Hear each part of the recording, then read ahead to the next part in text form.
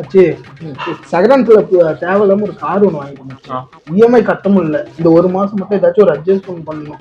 ஏதாச்சும் ஒரு இடத்துல 10,000 வாங்கி கொடுங்க. நீ வேற ஏன்ப்பா வாடகை காசு இல்லாம நான் எவன்கிட்ட கேட்க என்ன பண்ண தெரியாம நானும் புலம்பிட்டு இருக்கேன். நீ வேற. Hello hello. ஒரு நிமிஷம் இருமா, அவுட் ஸ்பீக்கர் போட்டுக்கிறேன்.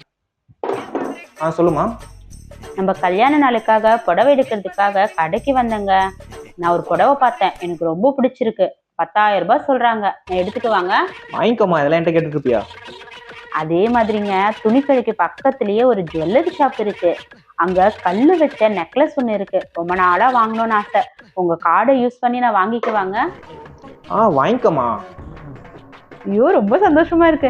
சரிங்க, அன்னைக்கு நம்ம ஒரு கார் பார்த்தோம் தானே, அந்த கார் கூட நான் இன்னைக்கு புக் பண்ணணும் அப்படின்னா கண்டிப்பா நம்ம வெட்டிங் டே அன்னைக்கவே டெலிவரி பண்றதா சொல்லியிருக்காங்க. அதையும் புக் பண்ணிக்குவாங்க. இதெல்லாம் என்கிட்ட கேட்டுட்டு இருப்பியா? வாங்கிக்கோ. அம்மா, இந்த போன் யாருது மாப்ள? ஒன்று தெரிஞ்சு போச்சுடா. இந்த பிரபஞ்சத்துல உங்க மத்தியில இந்த உசுரை காப்பாத்துறது ரொம்ப